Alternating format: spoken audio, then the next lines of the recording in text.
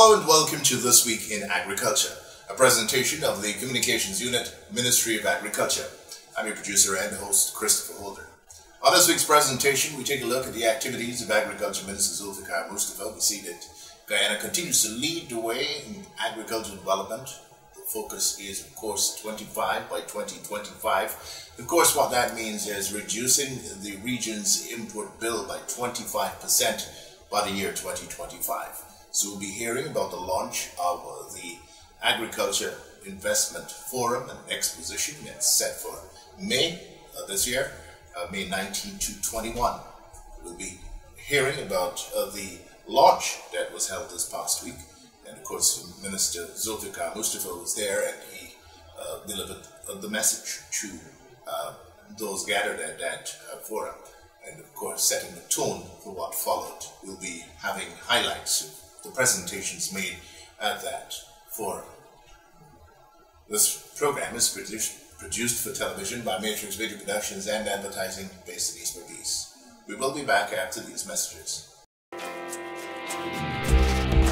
Farmers and the members of the public in general are being advised that tampering with drainage and irrigation structures in any way is prohibited under the Drainage and Irrigation Act. So too are practices that result in damage to access dams, such as using an inadequate length of tube to irrigate farmlands, resulting in erosion of the earthen dams. Also contrary to the Drainage and Irrigation Act is the practice of erecting structures or planting on government reserves. This will not be condoned. These reserves are to be clear at all times to provide access for the excavation of the channels. Livestock farmers should also be aware that they are liable for any damages caused by their cattle or swine to dams or reserves alongside D&I channels, as is the case when the animals cross these channels. Individuals wishing to erect bridges across D&I structures should first contact the NDIA before doing so. Those found guilty under the Act are liable to fines and imprisonment for up to 3 months. A message from the National Drainage and Irrigation Authority, Ministry of Agriculture.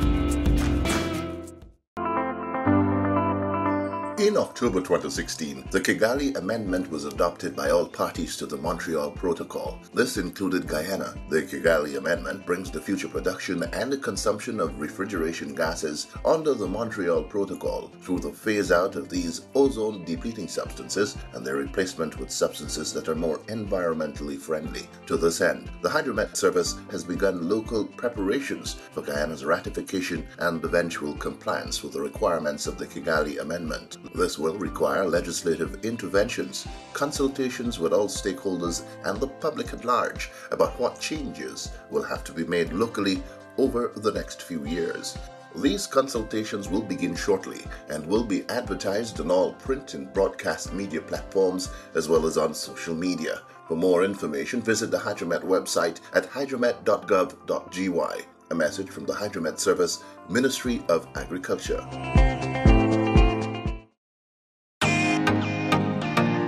Here's an important notice. Do you know that it is illegal to import, store, distribute, sell, and purchase antibiotics without a license or prescription, as the case may be? According to the Antibiotic Act of 1952, owners of livestock and other animals are not permitted to purchase and use antibiotics unless prescribed by a veterinarian. It should be noted that the misuse of antibiotics could result in the development of resistance to the very antibiotic, which in turn will pose health risks to the animal and to humans. The GLDA advises that farmers should not administer antibiotics to animals unless prescribed by a veterinarian. Non-compliance with this act will result in fines and imprisonment. A message from the Guyana Livestock Development Authority, Ministry of Agriculture.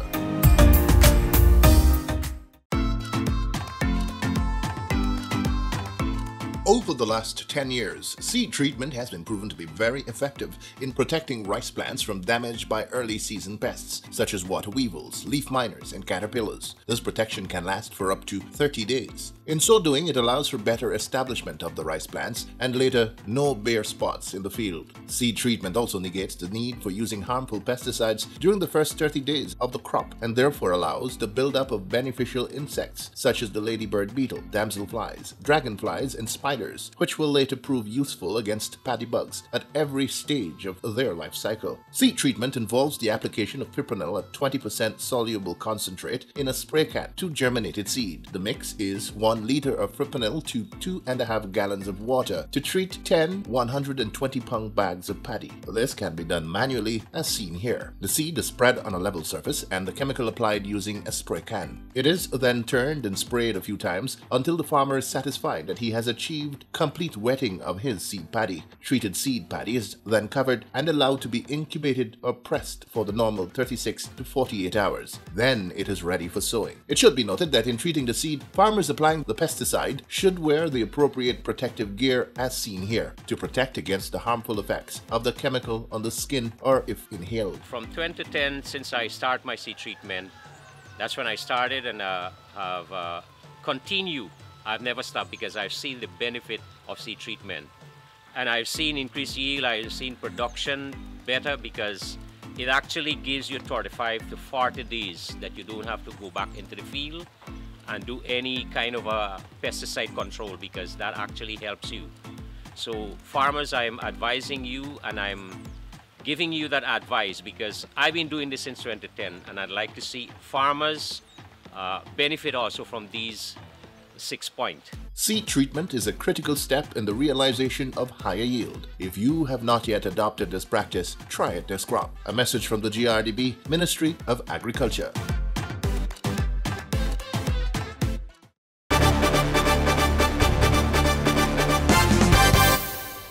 Guyana continued this past week to take center stage as the lead on agriculture development within the region on the initiative to realize the regional goal of 25 by 2025 in reference to reducing the region's food import bill by 25% by 2025. Agriculture Minister Zulfikar Mustafa, who recently returned from attending the United Nations Food and Agriculture Organization FAO's 37th session of the International Conference for Latin America and the Caribbean, has been pushing this agenda on all fronts across the country. We begin the review of Minister Mustafa's week of activities with highlights of his visit to the Morning Glory Breakfast Cereal head office in Anna Regina, where he toured the production factory and interacted with workers there. The Morning Glory Breakfast Cereal is an initiative of the Institute of Applied Science and Technology and is one of several products developed as part of the government's efforts at adding value to its agriculture products, in this case, rice.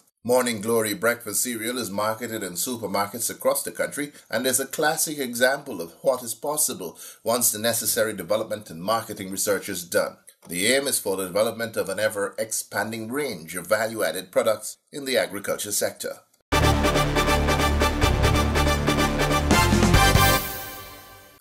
On Friday, Minister Mustafa hosted a breakfast prayer session at his ministry in keeping with the President's declaration of the day being a national day of fasting and prayers. In remarks to heads of departments and staff of the ministry's prayer session, Minister Mustafa said the day, as declared by President Dr. Irfaan Ali, provided the opportunity of setting aside differences and the fostering of love and unity amongst all Guyanese. And I think that this is a unique time for us to build unity, to bring everyone together so that we can pray together as a nation. If we want success, we must return and we must ask the Creator to ensure that our country get peace, prosperity and progress. And I think this is a unique opportunity also now when we are looking at a nation. Not only the Christian, Hindu and Muslim are separated in religion, but the point is that we are now seeing a form of ownership where everyone will congregate today to pray for our country. And I think that this here, we must continue to do this as a nation. We must continue to uphold morality. We must ensure that we develop our spiritual morality also, because now is the time we have to lead by example. And now is the time for us here to display those type of behavior. So on behalf of His Excellency, the President, the Cabinet, the entire government, on behalf of our ministry, I want to extend to you this morning here warm greetings. I want to extend to you that at the end of today's work, let us all assemble at the Abercham Convention Center let us all participate in this National Day of Prayer and Fasting. I think that this here, as I said, is a unique way of bringing the people together under one banner. This is a unique way also to achieve what the President has been saying, in achieve one Guyana. I think now is a golden opportunity that we can work together as a people to achieve our motto of one people, one nation, one destiny, and also to achieve the objective of one Guyana. So we are very fortunate as a country where we are having people from various backgrounds and religious denominations worshiping together. In some countries we are having fights, we are having war, and people cannot have the chance to do this. So we must ensure that we take full use of this opportunity. We must participate. And I think that if it's coming from the head of state, the highest person in this land, all of us now should ensure that we make it a commitment for us. Because what we are doing here, we are not doing it for ourselves alone, but we are doing it for our country. We are doing it for the future generation of our country. Whatever behavior or however we behave now will impact the future of our country. So our task is to ensure that we leave a legacy that will be rich so that the future generation of our country can follow. Later in the day, Minister Mustafa joined His Excellency Dr. Irfaan Ali at the Convention Center for an event to mark the National Day of Prayers and Fasting, where a massive number of Guyanese of all walks of life had converged to join in the observations.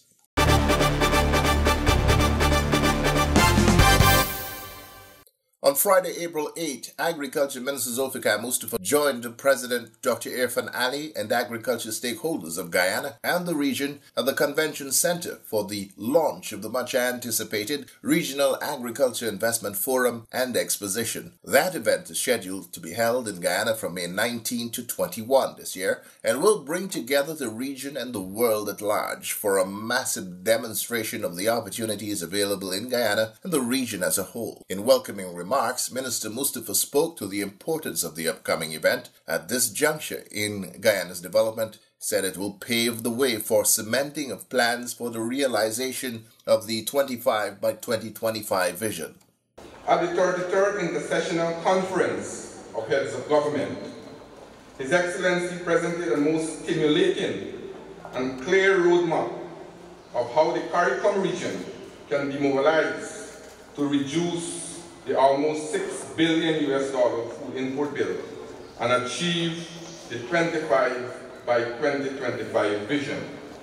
And ladies and gentlemen, here we must recognize that the head of state did not only highlight the problems and highlight the issues that are affecting Caribbean economies and are affecting various sectors in the Caribbean economies, but he has also give us the solution, a roadmap how we'll reach there. And we should give him a round of applause for this initiative. Following the presentation, His Excellency received resounding approval and commendation from heads of government in attendance, and the detailed nature of the presentation and their commitment to the trust of that presentation. And so it was there in Belize, the Agriculture Investment Forum and Expo was birthed. As a result, the primary objective of this Agri-Investment Forum and Expo is to identify tangible ways to achieve the 25 by 2025 vision of reducing the food import bill. We are supporting this objective by creating the environment conducive for attracting targeted investments in bankable projects within the agri-food system of CARICOM member states. For the two principal objectives of the events are matching bankable agricultural projects with available private and public financing, make potential investors and other stakeholders aware of the new and emerging opportunities in CARICOM agriculture, including technological and logistical solutions. In fact, the forum will be divided into a number of segments to represent different stages in the food value chain: primary production, agro-processing, logistics, infrastructural development, etc. This forum will be a great opportunity allowing for full interaction among those in attendance, and ultimately facilitating the matching between bankable projects and prospective investors. It is the intent that this will be a great push to cross-border investment in CARICOM member states for investment to stimulate agriculture diversification, increase production, and achieve food security. Ladies and gentlemen, before I close, let me thank the CARICOM Secretariat for all the support it continues to give to the Ministry of Agriculture in organizing this forum and expo. We have been working very closely with the Secretariat, Go Invest, and other private sector organizations from the beginning in order to make this event a successful venture. Ladies and gentlemen, indeed, transforming our agriculture sector to ensure all are fed is no easy task. It is, however, our responsibility to create opportunities for this to happen. This event will be one of the many to pave new pathways for achieving the 25 by 2025 vision. This forum provides a unique platform to nurture, develop, and expand our partnership base even further. We must seize this opportunity. We and the rest of the Caribbean region stand only to benefit. Delivering the feature address, President Dr. Irfan Ali said the upcoming investment forum and exposition at a critical juncture as the region and indeed the world are beginning to feel the impacts of the war in Ukraine, and this is on top of the impacts of the COVID-19 pandemic over the last 2 years. 25 by 2025 is not a dream. It is not an objective, but it is a reality that has been reinforced, as the SG would have said, and all the other speakers, by the urgency of the situation. Driven by our own action, our own inactions, but also driven by global challenges. The war in Ukraine and its consequences are now beginning to take toll globally.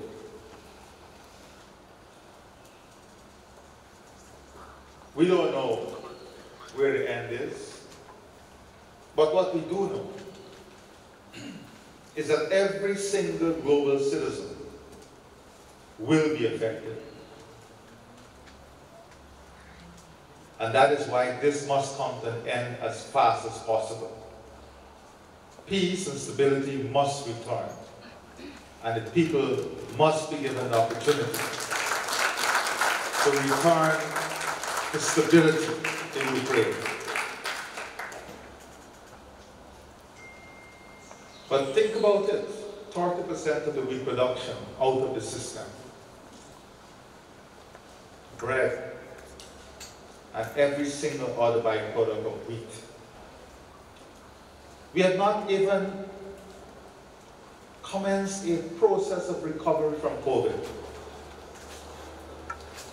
Right here in Guyana, in the region itself, we have more than 1,000 containers to be transshipped to Guyana that is stocked at various ports for 6 months. This is the reality that we are facing. But in this reality lies opportunities. And one of the opportunities for us in this region is to go back to fundamentally what brought us here. Whether our ancestors came as slaves or indentured laborers, they all toiled the field. That is a foundational principle of what makes us Caribbean people. Over the years, we have divested ourselves from this. We have been forced out in some instances because of climate change and natural disasters. And then we have simply been lackadaisical in some instances. We did not provide the political leadership and will that is required And why do I say this? Why would a politician stand here and say this? It is because if we do not take shared responsibility for the failure and successes as to where we are, we'll never be able to make it successfully forward. We have to embrace the failures. We have to embrace the successes. We have to woman up to it and man up to it. Otherwise, we will live in an illusion.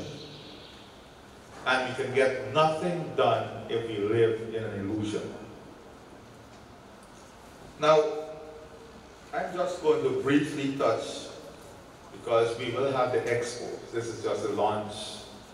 Or if you want to say in marketing terms, a curtain raiser.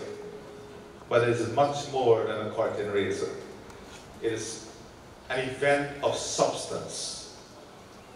So let us look at a few issues that the Prime Ministers, the SG would have raised, the Minister would have raised with us. Addressing the issue of food security and Vision 25 by 2025 is a very complex task because it is multifaceted in nature.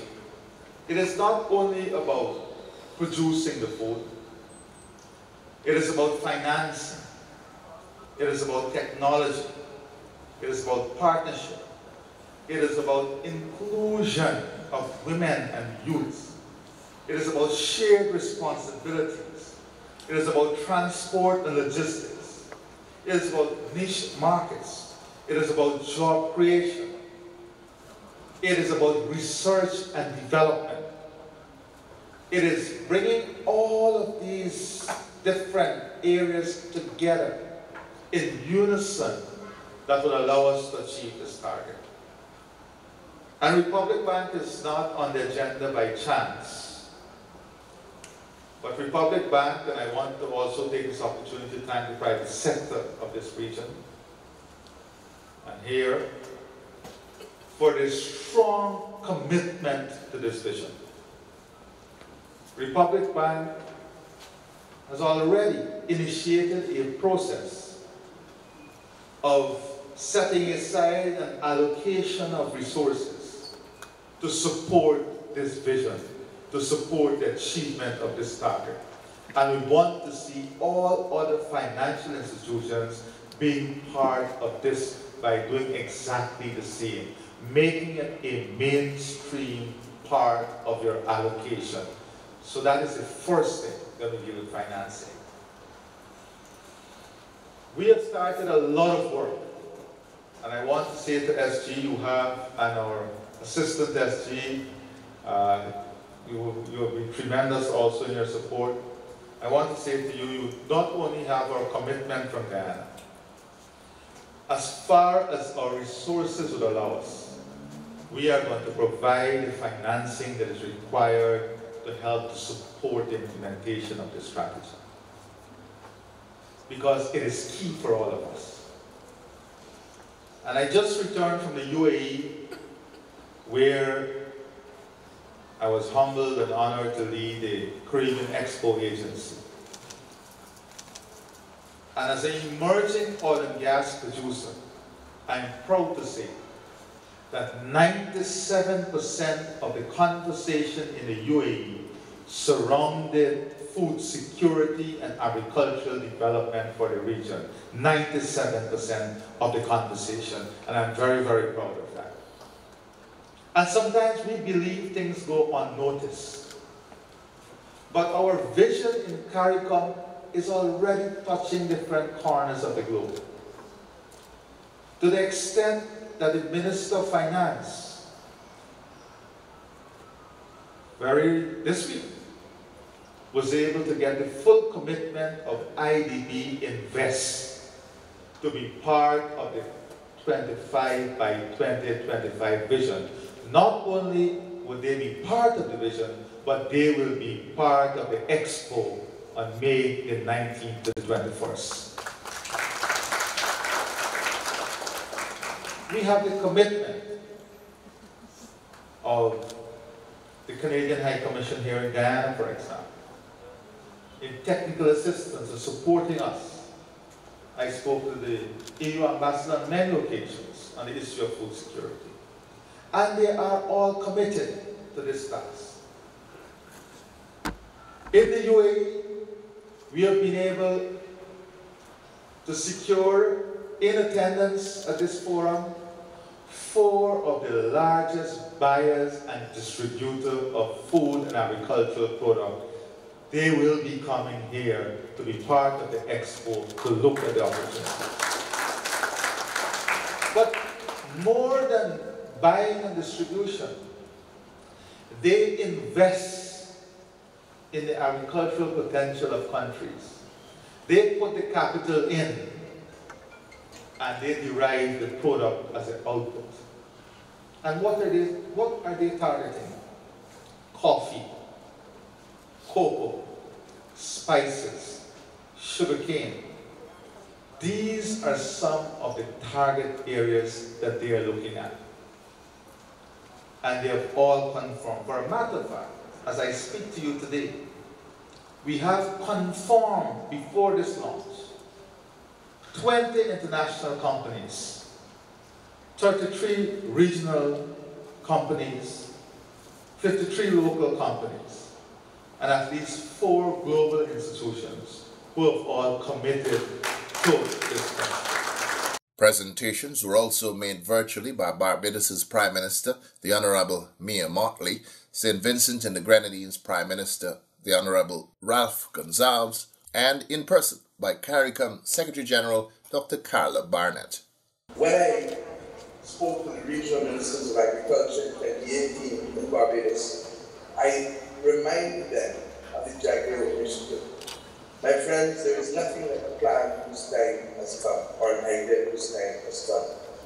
We believed then that it was possible for us to reduce our import bill for food by 25% by 2025, and that we needed to put things in place. We shared this with the Caribbean private sector, and of course we shared this with my brother, President Irfan Ali, when he determined that he wanted to be able to make sure that food and nutritional security was the major objective that he would undertake as the lead president for the food and nutritional security and agriculture for CARICOM.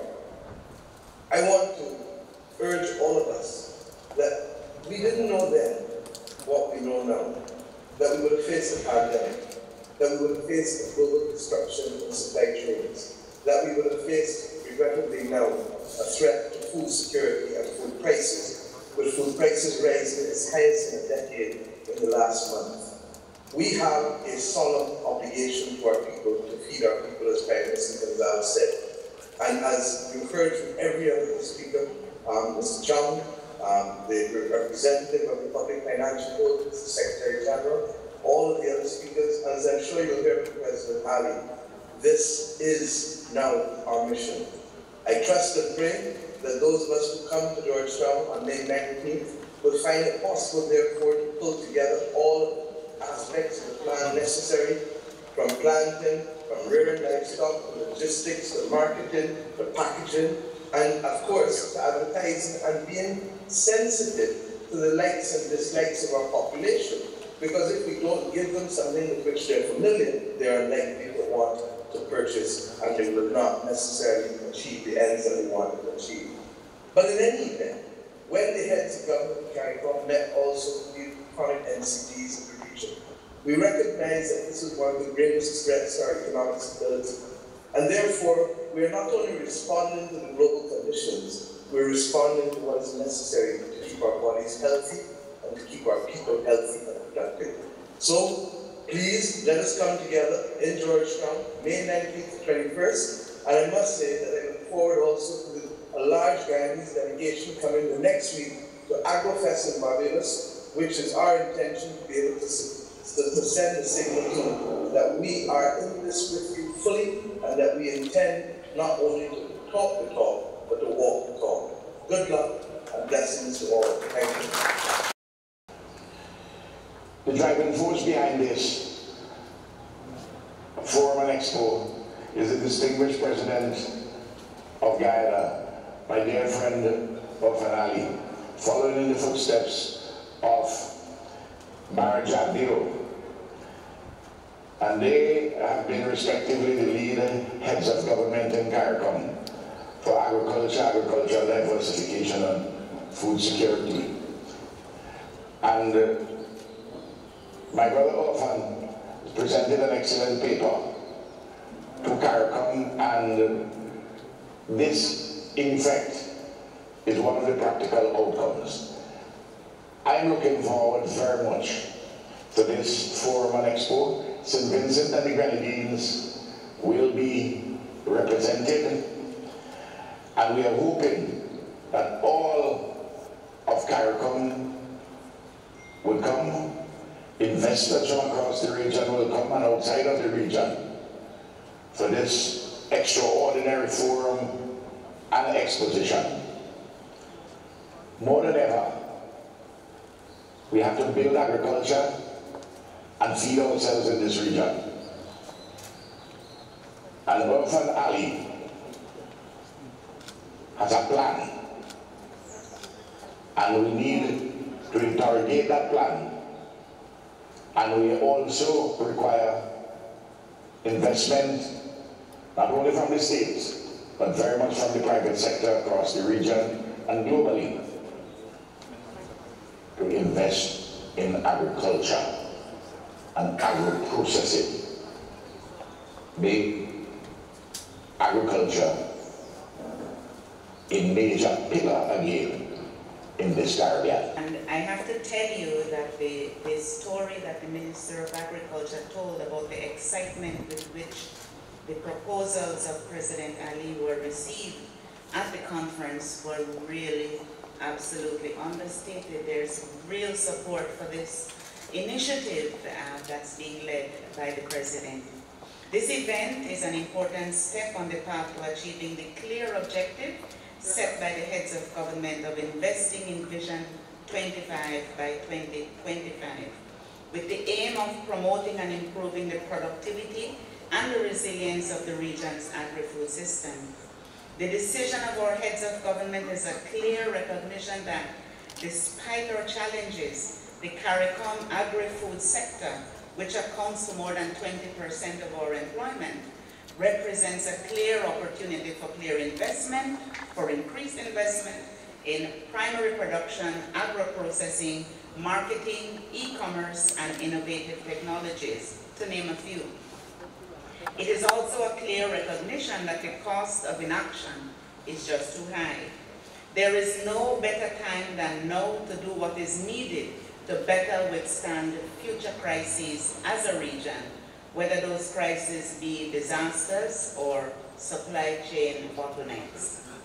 The Agri-Food and Nutrition Plan represents CARICOM giving real meaning to Vision 25 by 2025 by taking action to build back better after COVID.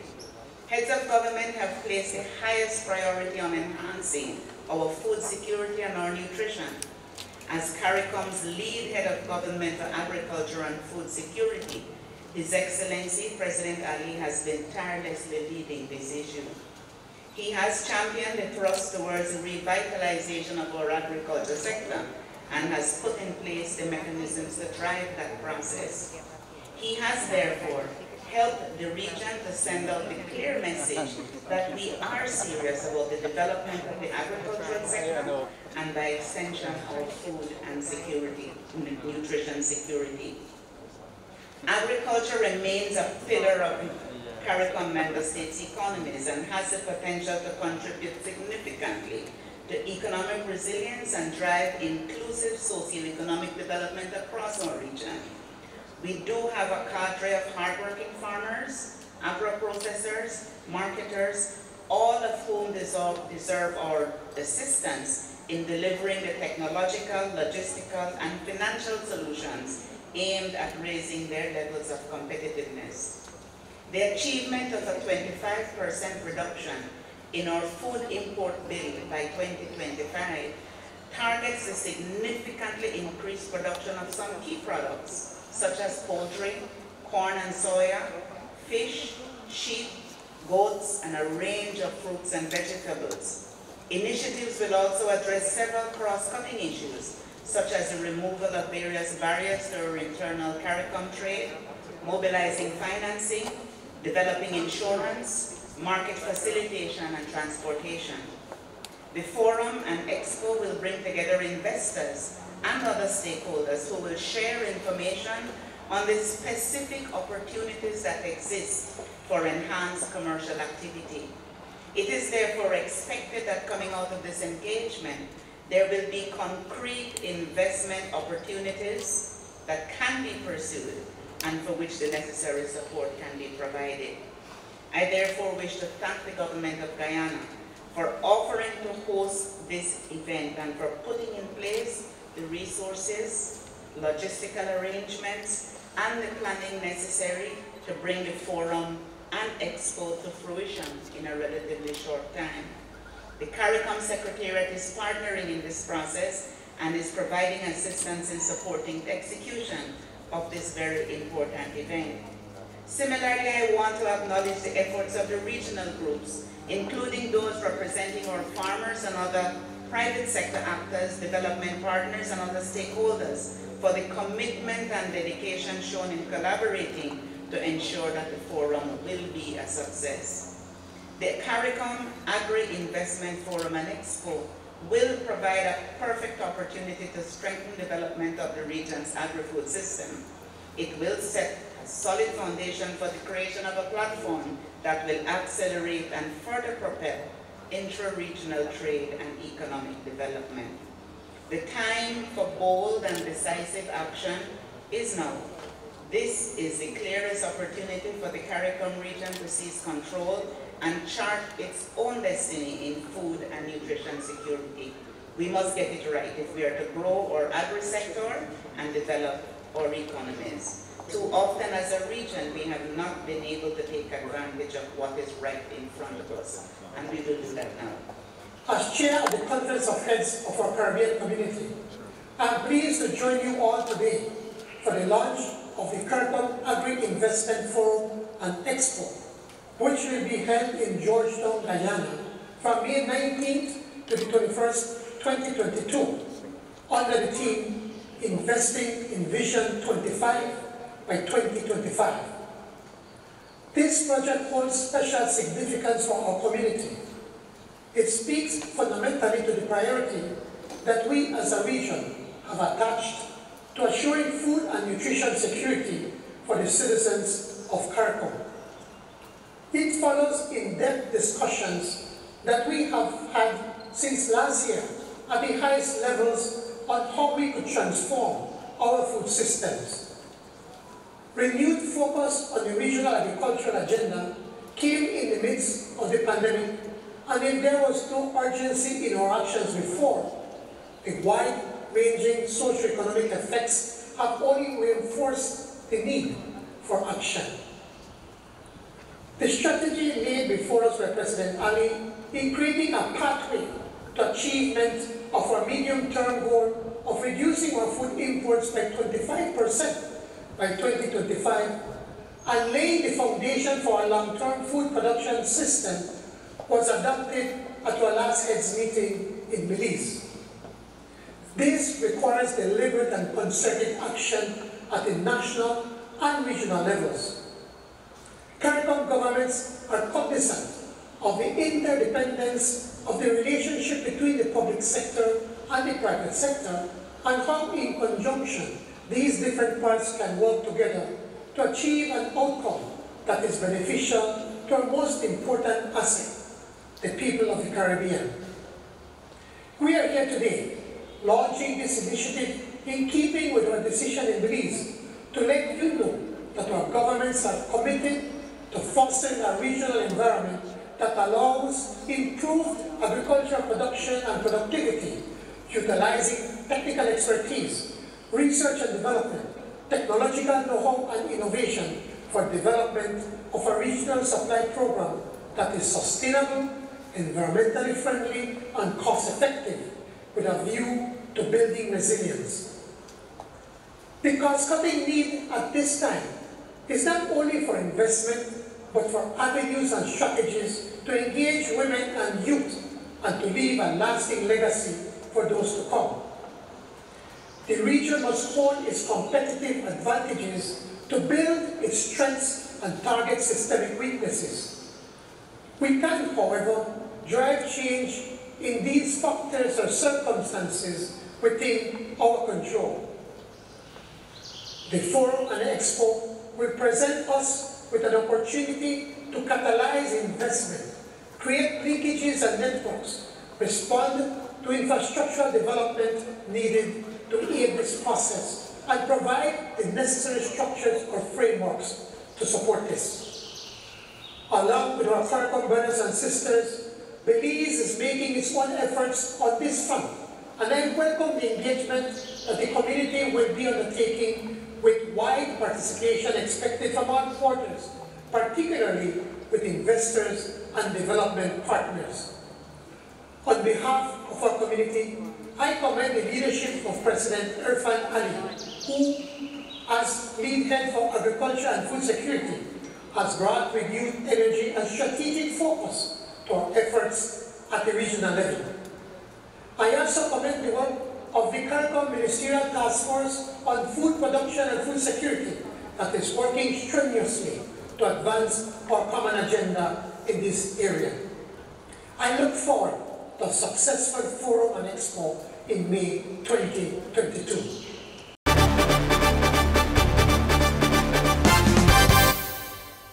Finally, on This Week in Agriculture, we tell you that Agriculture Minister Zulfikar Mustafa traveled to neighboring Suriname over the weekend, where he met with Guyanese living there. He was accompanied on the visit by Foreign Secretary Robert Pusod. The trip to Suriname and the meetings with Guyanese living there is part of government's ongoing diaspora outreach initiative. The Guyanese attending those meetings were given comprehensive briefings on Guyana's many programs aimed at the development of all sectors of the country.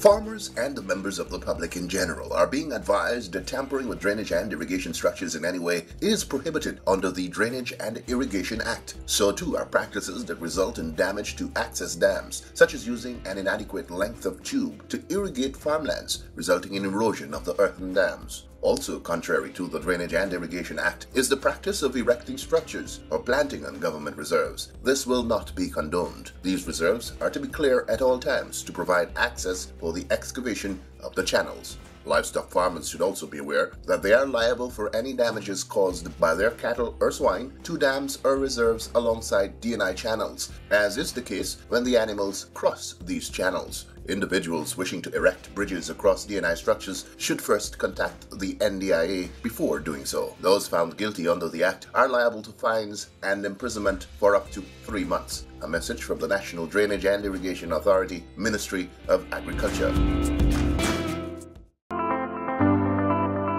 In October 2016, the Kigali Amendment was adopted by all parties to the Montreal Protocol. This included Guyana. The Kigali Amendment brings the future production and the consumption of refrigeration gases under the Montreal Protocol through the phase-out of these ozone-depleting substances and their replacement with substances that are more environmentally friendly. To this end, the Hydromet Service has begun local preparations for Guyana's ratification and eventual compliance with the requirements of the Kigali Amendment. This will require legislative interventions, consultations with all stakeholders and the public at large about what changes will have to be made locally over the next few years.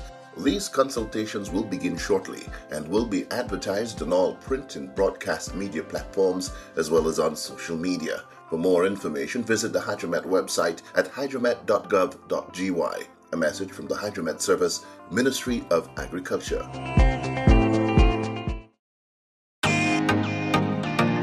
Here's an important notice. Do you know that it is illegal to import, store, distribute, sell, and purchase antibiotics without a license or prescription, as the case may be? According to the Antibiotic Act of 1952, owners of livestock and other animals are not permitted to purchase and use antibiotics unless prescribed by a veterinarian. It should be noted that the misuse of antibiotics could result in the development of resistance to the very antibiotic, which in turn will pose health risks to the animal cattle and to humans. The GLDA advises that farmers should not administer antibiotics to animals unless prescribed by a veterinarian. Non-compliance with this act will result in fines and imprisonment. A message from the Guyana Livestock Development Authority, Ministry of Agriculture.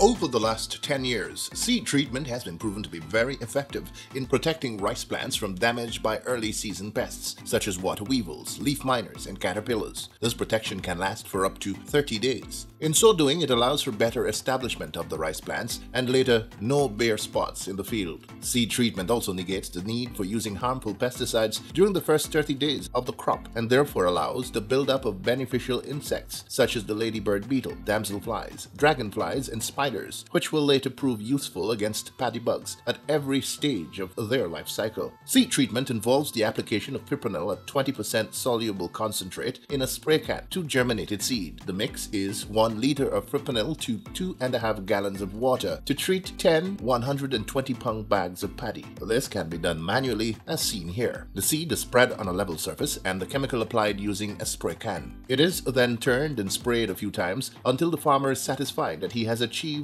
complete wetting of his seed paddy. Treated seed paddy is then covered and allowed to be incubated or pressed for the normal 36 to 48 hours. Then it is ready for sowing. It should be noted that in treating the seed, farmers applying the pesticide should wear the appropriate protective gear as seen here to protect against the harmful effects of the chemical on the skin or if inhaled. From 2010, since I started my seed treatment, that's when I started, and I've continued. I've never stopped because I've seen the benefit of seed treatment. And I've seen increased yield, I've seen production better because it actually gives you 35 to 40 days that you don't have to go back into the field and do any kind of a pesticide control, because that actually helps you. So farmers, I'm advising you and I'm giving you that advice because I've been doing this since 2010 and I'd like to see farmers benefit also from these 6 points. Seed treatment is a critical step in the realization of higher yield. If you have not yet adopted this practice, try it this crop. A message from the GRDB, Ministry of Agriculture.